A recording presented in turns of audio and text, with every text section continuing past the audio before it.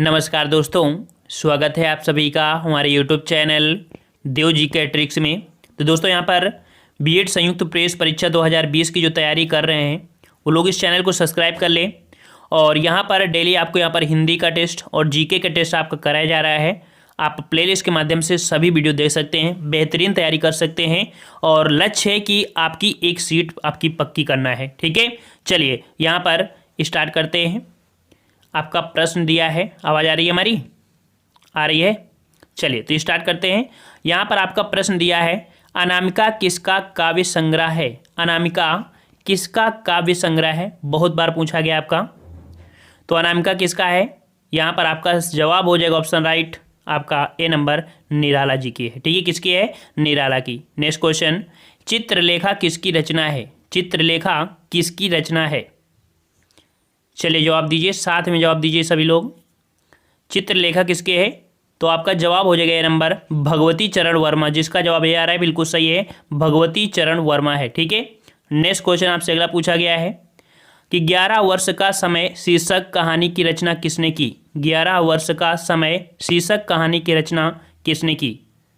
चलिए 53 का जवाब, और 53 का सही ऑप्शन राइट आपका जवाब हो जाएगा ऑप्शन सी, रामचंद्र शुक्ल। ठीक है, 11 वर्ष का समय किसका है? तो आपकी ये कहानी रामचंद्र शुक्ल की है। नेक्स्ट क्वेश्चन, शोक विकल सब रोवह रानी रूपशील बस तेज बखानी करह विलाप अनेक प्रकार परह भूमि तल बारह बारह। यहाँ पर रस पूछा गया है और यहाँ पर कौन सा रस हो जाएगा? तो यहाँ पर देख सकते हैं कि विलाप कर रहे हैं, तो क्या हो जाएगा आपका? करुण रस। ऑप्शन राइट आपका यहाँ पर सी हो जाएगा, करुण रस। नेक्स्ट क्वेश्चन, जो तुम्हारी अनुशासन पावों कंदुक यु ब्रह्मांड उठाओ काचे घट जिम डारो फोरी सकहु मेरु मूसक जिम तोरी। यहाँ पर कौन सा रस है? 55 नंबर। और यहाँ पर आपका सही जवाब हो जाएगा ऑप्शन राइट, यहाँ पर ब्रह्मांड उठाऊं अर्थात वीर रस आपका हो जाएगा। नेक्स्ट क्वेश्चन, खद्दर कुर्ता भग भको नेता जैसी चाल यही बालक मो बल बसों सदा बिहारी लाल। यहाँ पर कौन सा रस है? और ऐसे जो वर्ड आपके देखो यूज किए गए हैं जिससे आपको पता चल रहा है कि आपका हाथ से रसी होगा, सी नंबर आपका सही हो जाएगा। नेक्स्ट क्वेश्चन, इनमें से सही वर्तनी वाला शब्द कौन सा है? सही वर्तनी वाला शब्द बताना है। देखो यहाँ पर जर्जरित, और जर्जरित जो लिखा जाता है सही लिखा जाता है आपका बी नंबर, आपका जवाब बिल्कुल सही हो जाएगा, जर्जरित। नेक्स्ट क्वेश्चन, संघ की भाषा हिंदी और लिपि देवनागरी होगी, यह संविधान की किस धारा में कहा गया है? संविधान की किस धारा में कहा गया है? क्वेश्चन बहुत बार पूछा गया है, सभी का बिल्कुल सही जवाब आना चाहिए। चलिए वेरी गुड, वेरी गुड। यहाँ पर ऑप्शन बी हो जाएगा 343 में कहा गया है। ठीक है, नेक्स्ट क्वेश्चन, आकाश गंगा का पर्यायवाची बताइए। आकाश गंगा का पर्यायवाची, चलिए 59 का जवाब, आकाश गंगा का पर्यायवाची। तो याद रखिए मंदाकिनी, सुर नदी, स्वर्ग नदी, ये सभी आपके हैं, अर्थात ऑप्शन आपका डी सही हो जाएगा। चलिए अगला है, धन को व्यर्थ ही खर्च करने वाला उसे क्या कहते हैं? धन को व्यर्थ ही खर्च करने वाले के लिए क्या बोलते हैं?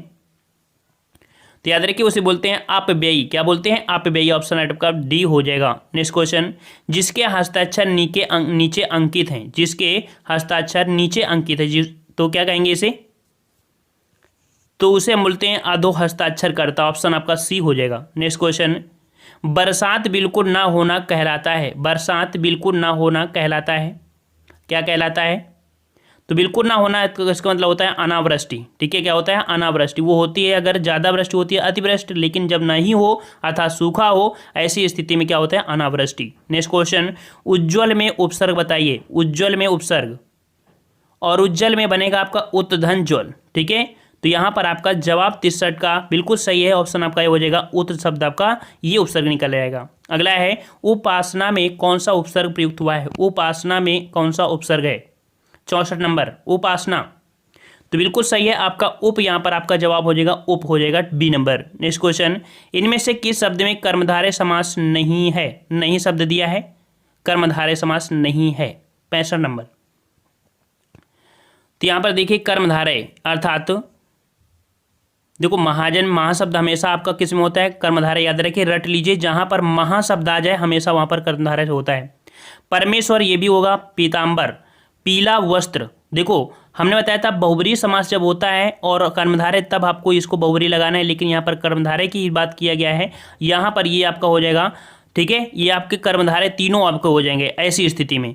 लेकिन यहाँ पर भारतवासी, भारत के वासी, यहाँ ये आपका तत्पुरुष में आएगा। इस प्रकार से इसका सही राइट आंसर जिसका आपका ए रहा है बिल्कुल सही होगा। देखो हमने बताया क्या, पीताम्बर, ठीक है, पीताम्बर हम लोग पीला वस्त्र धारण करते हैं, अर्थात यहाँ पर देख सकते हैं भगवान जी के लिए बात हो रही है।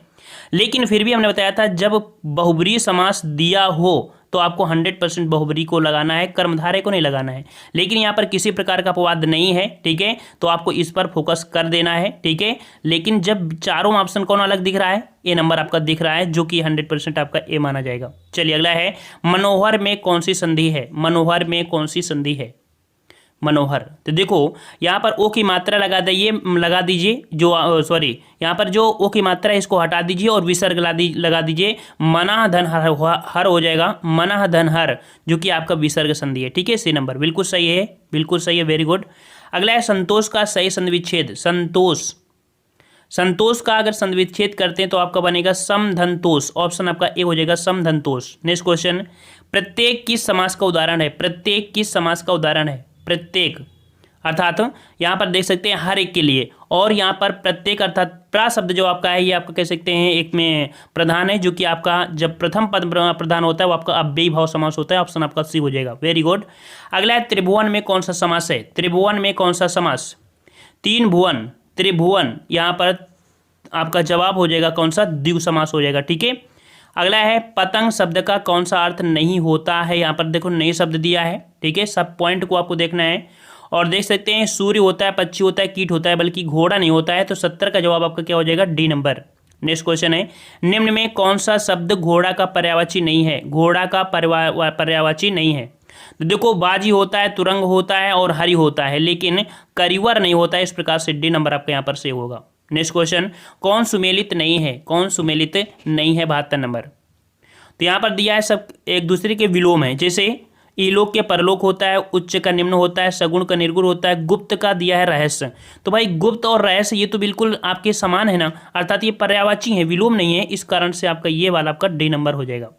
चलिए, जिसका तेज समाप्त हो गया हो के लिए एक शब्द क्या होगा, जिसका तेज समाप्त हो गया हो, और जिसका तेज समाप्त हो गया उसे हम लोग निस्तेज बोलते हैं, ठीक है, ए नंबर आपका हो जाएगा निस्तेज। नेक्स्ट क्वेश्चन, उसने सोचा होगा किस प्रकार का वाक्य है, उसने सोचा होगा ये किस प्रकार का है, तो याद रखिए उसने सोचा होगा ये आपका संदेहवाचक है, आपका देखो संदेहवाचक है, ऑप्शन राइट आपका सी, उसने सोचा होगा, है ना, जरूरी नहीं कि सोचा होगा। चलिए, कि आग में घी डालना मुहावरे का अर्थ क्या होगा, आग में घी डालना मुहावरे का अर्थ, और 75 का सही जवाब आपका हो जाएगा ऑप्शन राइट आपका ए नंबर, क्रोध को और बढ़ाना, ठीक है, क्रोध को और बढ़ाना। नेक्स्ट क्वेश्चन, प्रवास करने वाला के लिए एक शब्द बताइए, प्रवास करने वाला, और जो प्रवास करता है उसको हम लोग बोलते हैं प्रवासी, याद रखिएगा क्या बोलते हैं, प्रवासी बोलते हैं, बिल्कुल सही जवाब है, साथ में सभी लोग जवाब दीजिए और अच्छा लगेगा। चलिए अगला है, निम्नलिखित शब्दों में कौन सा अशुद्ध शब्द है, कौन सा अशुद्ध शब्द है, 77। चलिए यहाँ पर 77 का जवाब यहाँ पर देखिए, आपका जो यथोचित है, वात्सल्य ये भी सही है, वांछनीय है, लेकिन प्रफुल्लित यहाँ पर देख सकते हैं आधा और होना चाहिए, जो कि नहीं है, इस प्रकार से सी नंबर आपका गलत हो गया। चलिए, जलनिधि किस प्रकार का शब्द है, जलनिधि, और जलनिधि यहाँ पर क्या हो जाएगा भाई, जलनिधि। तो देखिए जलनिधि जो आपका है यहाँ पर जल और निधि, ठीक है। नेक्स्ट क्वेश्चन, निम्नलिखित में कौन सा वर्तनी के आधार पर शुद्ध है, यहाँ पर देखो शुद्ध शब्द बोला है, देखो अध्ययन आपका गलत हो गया, ठीक है, अध्ययन आपका गलत हो गया ना, आशीर्वाद, देखो आशीर्वाद लिखा है, ये भी गलत होगा, इकाई ये भी गलत है, अनुकूल, जो कि ऑप्शन आपका डी हो जाएगा, जिसका जवाब डी है, बिल्कुल सही है। अल्पायु का विपरीत क्या होगा, अल्पायु का विपरीत, चलिए अल्पायु का होता है दीर्घायु, बिल्कुल सही है, दीर्घायु, फटाफट आंसर दीजिए भाई।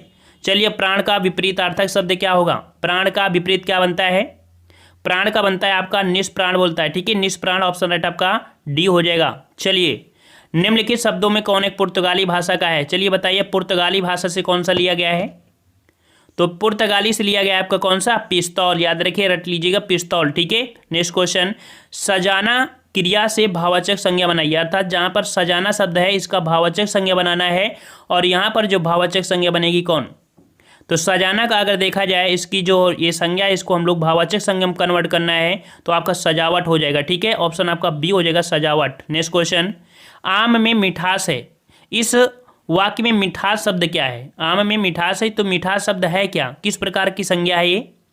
मिठास ये भाव को प्रदर्शित कर रहा है। ठीक है, वेरी गुड, ए नंबर आपका हो जाएगा।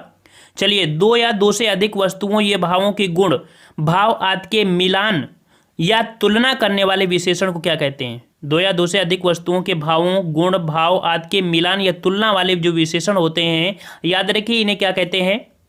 क्या कहते हैं? इन्हें तुलनात्मक विशेषण बोलते हैं। ऑप्शन आपका बी हो जाएगा। नेक्स्ट क्वेश्चन, जवाहर हिंदी भाषा का मूल शब्द है। जवाहर किस भाषा का मूल शब्द है? जवाहर जो शब्द है कहाँ से आया है? कहाँ से आया है? तो याद रखिए जवाहर आपका अरबी भाषा है। ठीक है, जवाहर आपका अरबी भाषा से है। अगला है उत्तधन लंघन की संधि से निर्मित शब्द, और ये क्वेश्चन बार बार पूछा जा रहा है, इस समय करंट में बहुत पूछा जाता है। तो उत्तधन लंघन की संधि जो आपका होगा, तो आपका जवाब हो जाएगा उत्तधन लंघन, अर्थात उल्लंघन बनेगा। और जवाब यहाँ पर आपका बिल्कुल राइट है, बिल्कुल सही है, वेरी गुड, ए नंबर आपका हो जाएगा उल्लंघन। चलिए नेक्स्ट क्वेश्चन का जवाब देना है। निशांत दौड़ रहा है, वाक्य में क्रिया बताइए। यहाँ पर बताना है क्रिया क्या है। निशांत दौड़ रहा है, तो दौड़ना यहाँ पर क्रिया हो गई, बिल्कुल इजी क्वेश्चन है। तो यहाँ पर दौड़ रहा है, अच्छा क्रिया पूछा है, तो ठीक है किस प्रकार की क्रिया है? तो देखो दौड़ना, क्या दौड़ता है पता नहीं, जब क्रिया का पता नहीं चल रहा है, अर्थात यहाँ पर देख सकते हैं कर्म नहीं है। जब कर्म नहीं है तो आपका अकर्मक क्रिया हो जाएगी, ए नंबर आपका हो जाएगा। ठीक है, हिमालय से गंगा निकलती है, वाक्य में प्रयुक्त कारक बताइए। हिमालय से गंगा निकलती है, और से शब्द आपको इंगित करता है अलग होने से, और अलग हो रहा है इसका मतलब हो जाएगा अपादान। वेरी गुड, बहुत अच्छे। चलिए अगला है, निम्नलिखित में से कौन सागर का पर्याय है? देखो इसी प्रकार से अगर तैयारी रहेगी तो गारंटी है कि एक सीट आपको पक्का मिलेगी। ठीक है, चलिए निम्नलिखित में से कौन सागर का पर्याय है? सागर का पर्याय बताइए, सागर का पर्याय।